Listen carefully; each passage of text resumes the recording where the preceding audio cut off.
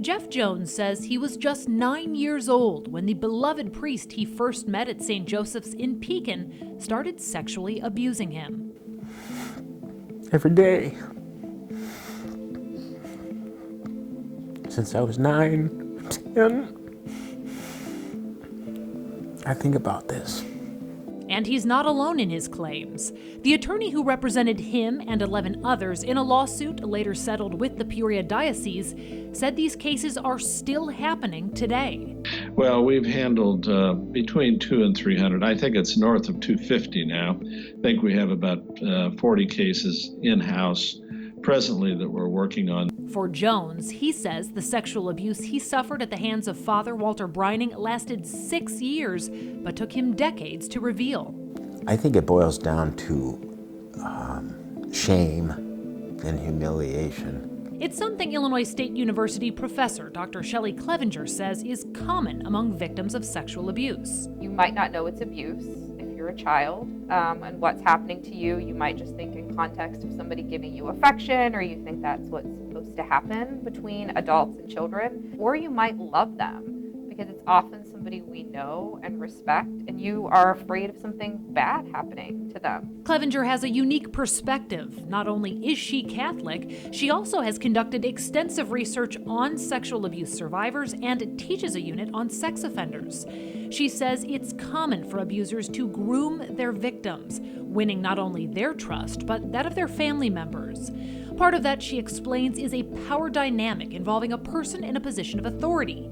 And while it does occur in other denominations and institutions, she says it's more prominent in the Catholic Church, where priests have long been put on a pedestal, believed by many to be infallible. So not only do they have that power dynamic, they know that they have sort of open access to victims, and that parents would probably be really excited if the priest took an interest in their child.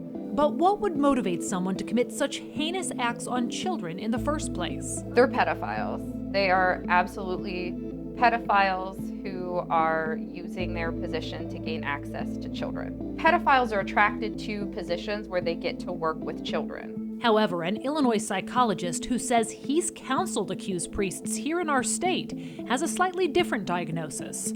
Although he asked to remain anonymous, he explained off camera that he believes the men he worked with were sex addicts. He also points to a report commissioned by the U.S. Conference of Catholic Bishops, commonly known as the John Jay Report. He says that study, quote, concluded that the vast majority of sex offenders are not pedophiles, but situational generalists, violating whoever they had access to. Or as he put it, quote, priests who were tempted to exploit their position of trust around children were far more likely to choose boys rather than girls, in most cases not because they were homosexual, but instead because, quote, boys were more available to them.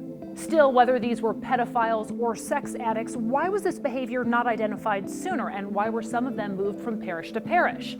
The psychologist we talked to says some of the blame falls on the psychiatric community. He says when some of these allegations were being made, the church put too much faith in the psychiatric community, who failed to recognize these addictions as a chronic disease. He says when much of this abuse was taking place, the church sent priests for counseling, only to later be deemed cured by those doctors, then sent back into the church. He says these men, and in some cases women, can't be rehabilitated to return to the church, likening them to recovering alcoholics trying to return to work in a bar. It's a sentiment with which Clevenger agrees. They need to be removed from the priesthood, and I would say they need to be in prison. Of course, that often isn't the case. Father Brining was already retired when he was defrocked shortly before his death, amidst allegations by Jones and at least 2 others. Since then, there have been countless headlines here in Illinois detailing other allegations of abuse and settlements, along with claims by former Attorney General Lisa Madigan that dioceses in our state have underreported the number of priests and clergy members who have faced credible allegations of abuse. It's something the attorney who represented Jones believes is possible. Do you believe there are priests who have been credibly accused that have not been named so far? Probably, yes, absolutely. And not only priests, but I think other individuals and other institutions. We We tried reaching out to the Peoria Diocese and Bishop Daniel Jenke, only to have our request for an interview denied. They did provide a statement outlining some of the steps they've taken to implement screening procedures and training for parishioners and staff. Still, this practice of only communicating through press releases continues a pattern we've seen in previous 25 News reports. To Jeff Jones, it's another example of the church maintaining its silence. In their mind, the church does more good than this particular situation does bad for people. But for Andrew Isbell, a Peoria parishioner who also works for the Catholic Church, he says there's more transparency within their holy walls than outsiders realize. Just like reading our bulletins, right? We open it up right after some of the allegations take place, and the bishop would actually say which priests were alleged and which ones were removed and which ones are retired. He also adds that there is great remorse within the church. As a member of that church, I also just need to say I'm sorry for anybody who's ever experienced any of this, because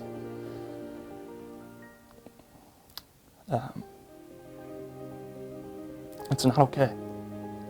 Still, he and his wife say they've remained steadfast in their faith and are still raising their children in the church, partially because Isbell says he's seen firsthand some of the changes that have been made in recent years.